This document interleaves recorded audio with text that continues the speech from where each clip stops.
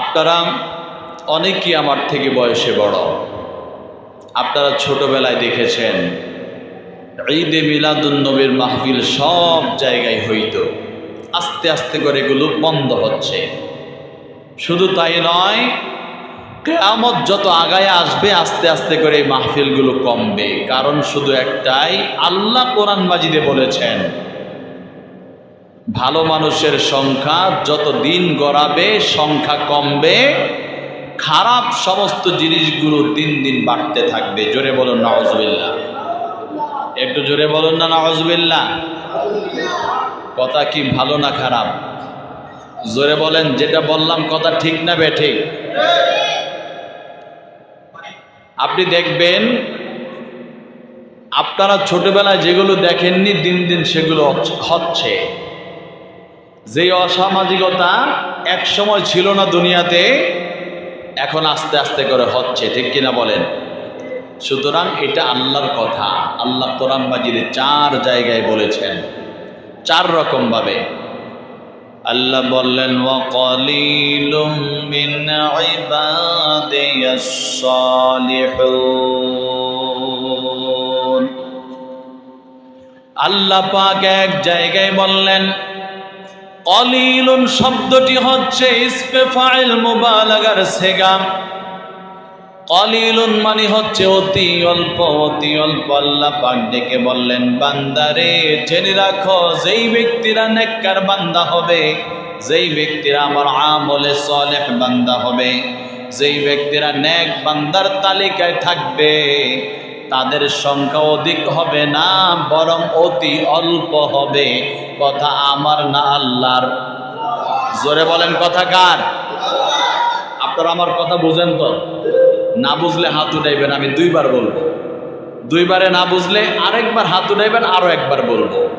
কারণ এখানে আলোচনা শুনতে এসে আপনি কোরআন হাদিসের আলোচনাগুলো শুনে বাড়িতে যাবেন। না বুঝলে বোঝার অধিকার আপনার আছে। ঠিক কিনা বলেন? একটু জোরে বলেন, ঠিক কিনা? তাহলে আল্লাহ বললেন আমলে সালেহকারী নেক বান্দাদের সংখ্যা হবে অতি কম। শুধু কম নয়, অতি কম। শুধু তাই না, আল্লাহ 4 রকম ভাবে একই নম্বর বলেছেন। এখানে আপনাদের খতিব সাহেব হুজুর আছেন, অনেক আলেম উলামাগণ আছেন। সবগুলো আয়াত আমি কোরআন থেকে নিব। শুধু তাই নয়, আবার আল্লাহ বললেন ওয়াকালিলুম মিন ইবাদিয়াশ শাকুর।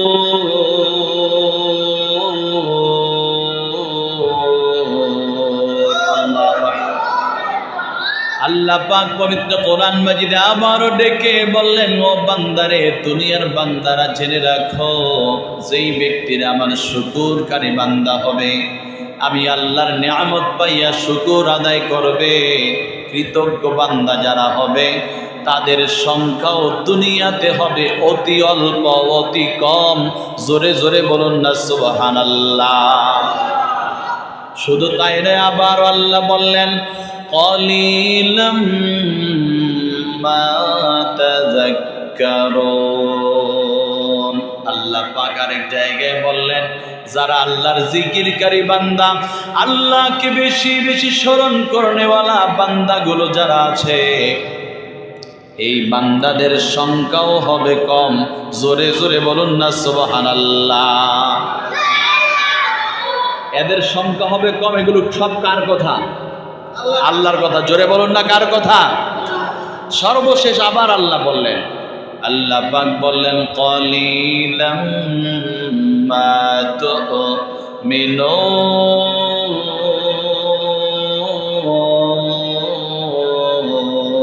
আল্লাহু আকবার বলেন। আল্লাহ পাক আরো এক জায়গায় ডেকে ডেকে বললেন, আরে বান্দা,